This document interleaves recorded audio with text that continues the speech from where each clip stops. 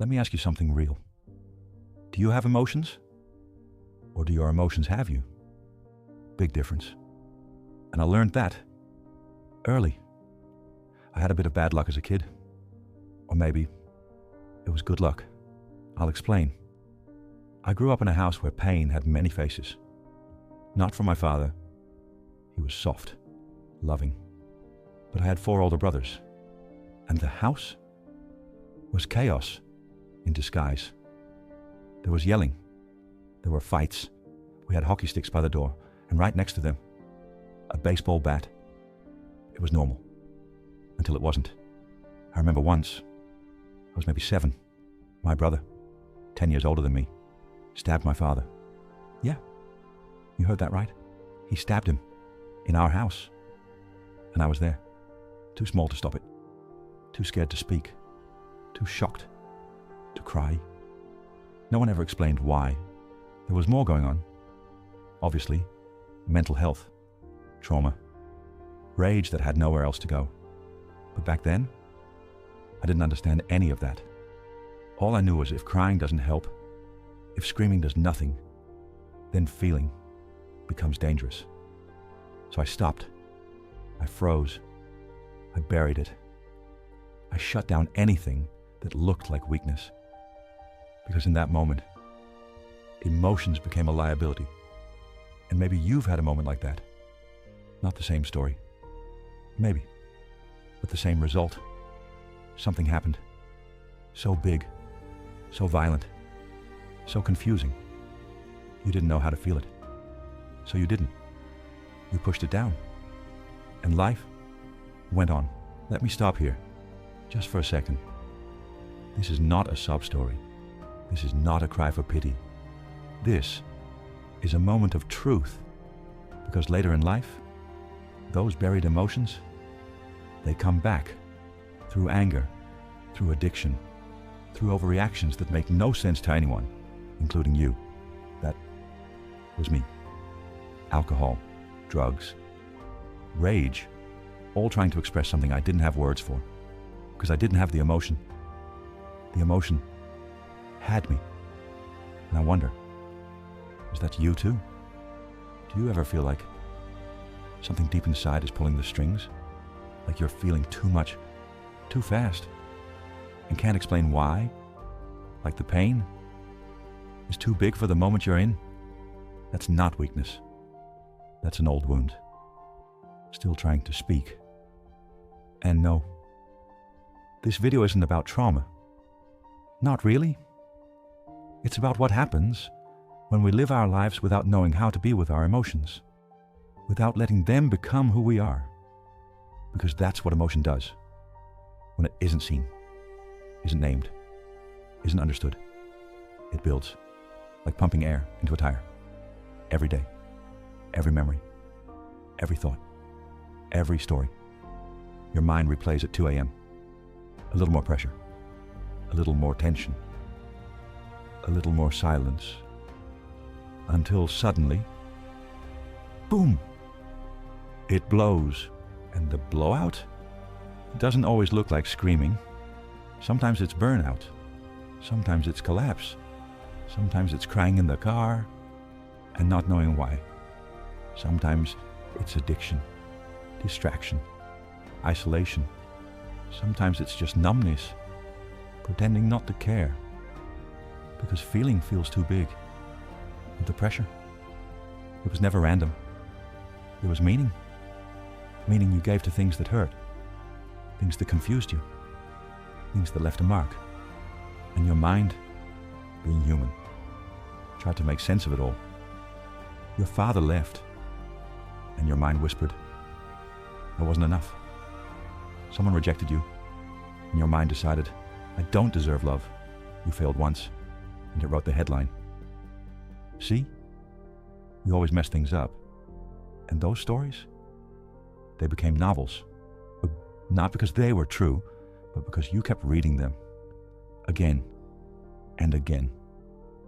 Until the emotion tied to it wasn't just about that one event anymore. It became everything. You don't even know where the feeling started. You just feel it. Everywhere. Always. It's huge. It's messy. It's wordless. Because once the feeling grows beyond language, you lose the ability to explain it. It's no longer about that moment. It's about all of them. And now, you're not expressing it, you're drowning in it. So what do? You let the air out, gently, before it explodes. You don't wait for the collapse. You open the valve. You breathe. You stop telling the same story without questioning its truth.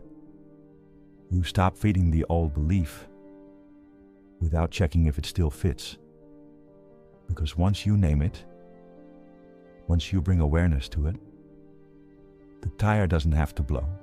That's where your power lives. Because once you can name what really happened, you can feel what really needed to be felt. And what I felt was fear. Nothing more. Nothing less. Fear of losing my dad. That's the root. That's the moment. Not shame. Not rage. Just a boy, frozen in a hallway, trying to breathe. And that's what I mean when I say you can have emotions without letting them have you. You learn the language of your past. You separate the event from the narrative. You name what really happened, not what you told yourself in the silence afterwards. Because the novels we write in our head, they build up the pressure. They turn events into epics. They turn wounds into identities. And that's what clogs the valve. So what do? You let the air out, with words, with honesty, with quiet. You say, this happened. And then you ask, what did I feel then, before I made it into a movie? Not what it felt like last week after 10 sleepless nights. Not what it felt like after therapy, TikTok, and 5 angry journal entries. What was the pure feeling before it got twisted? That's the one you sit with. That's the one that brings peace. Because it's real. Because it passes. Because it doesn't demand your whole life to hold it. And once you can do that, once you name the truth beneath the noise, the pressure doesn't build. The tire doesn't burst. You feel it. You breathe through it. And then you drive on. Let's shift gears for a second. Because once you've felt the raw emotion, once you've let it rise instead of run you over, there's still one more step. Learning how to speak it, not relive it, not rehearse it, just give it shape. See, most people think emotional intelligence is about controlling your feelings, but it's not. It's about translating them into clear, simple, honest words. And no, I'm not talking about trauma dumps or spirals that start with, I just feel like, and end 45 minutes later with you still not knowing what's going on. I'm talking about precision, language that's not loud, but clean. Language that helps you move forward, instead of looping in the past. Let me explain. There's a difference between saying, I'm a mess, and I'm overwhelmed because I don't know how to ask for help. One keeps you stuck. The other points to something you can actually work with. There's a difference between, I always ruin things, and I felt anxious and I reacted too fast. I'd like to repair that. That's what words can do. They don't erase what happened. They anchor what's real.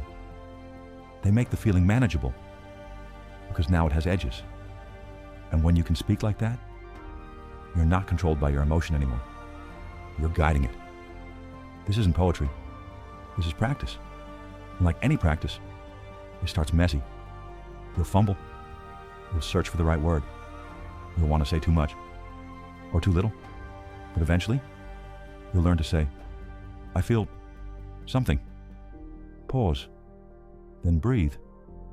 And ask yourself, can I give it a name that's useful? Not just dramatic. That's the art. Not to express more, but to express better. To name what's true, without losing yourself in what's loud. Because once you can do that, you don't just get clarity, you get your power back.